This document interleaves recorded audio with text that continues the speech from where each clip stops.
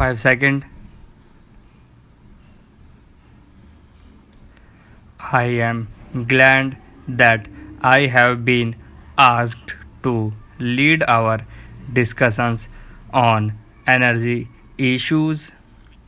As a developing country, it is a question of vital concern to us in India, both for our rural population and our industries.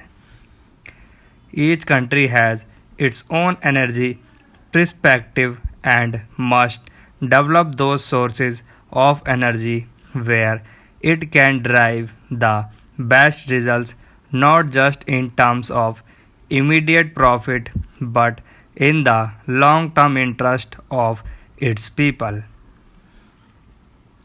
Conditions of every country, availability of basic sources of energy, and capability will determine its choice of the technology of energy.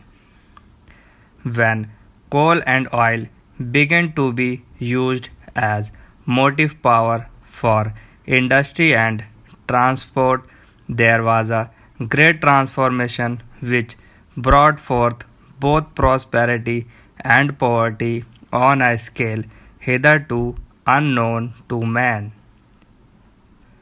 Coal and later oil fueled the age of machine. Oil began to replace coal because of its cheapness and superior utility. Its cheap price and assured supply lulled the industrial world into a sense of complacency, with the result that despite the non limited period of exhaustion, no efforts were made to study alternatives. The world suddenly awakened with a shock to find that these treasures are finite and that they could be very expensive. In fact, it is quite safe to presume that even the current prices would hold good for more than a short period.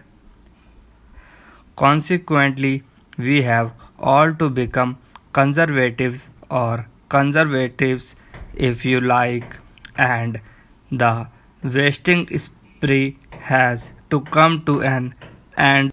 It is certain that if we go on burning up the fossil fuel like this, the lights will go out everywhere much sooner than expected.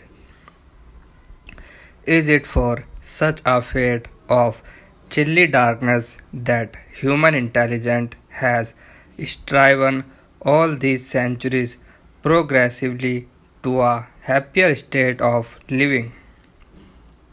What avails it if man, in an attempt to exploit nature, should be vanquished by his own folly of extravagance?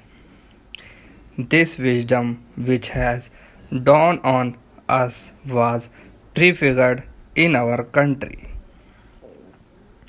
Gandhiji tried to put across to his countrymen that man should not become a slave to the machine and victim of the machine age. He wanted us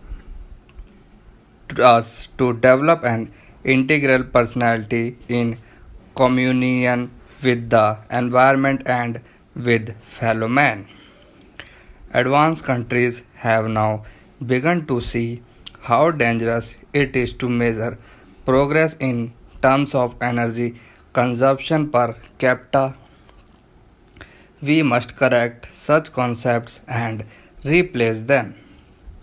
We cannot, of course, reverse the clock of development in modern age. Pollution is one of the worst of them, and the sources of energy has to be so chosen that the evil of population and degradation of environment are reduced to the minimum. We have a fairly abundant reserve of coal, but coal is also exhaustible and has to be exploited in an efficient way, including lower grades of coal and lignite. The pollution would also have to be seriously tackled. Hydroelectric power is the next most important and promising source of energy not only for India but for other countries as well.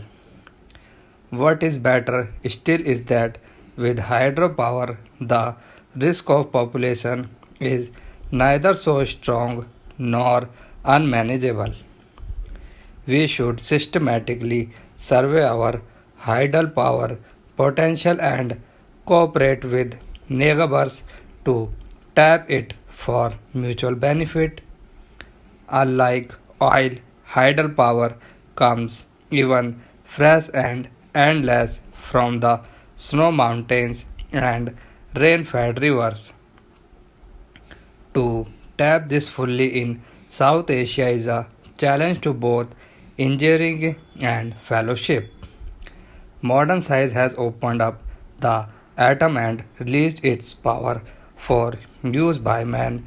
Nuclear power be harnessed for electricity, but there are well known difficulties which have not been fully resolved as yet, notably the power reactor and the disposal of waste. Two other sources of energy must claim our attention: biogas and solar energy.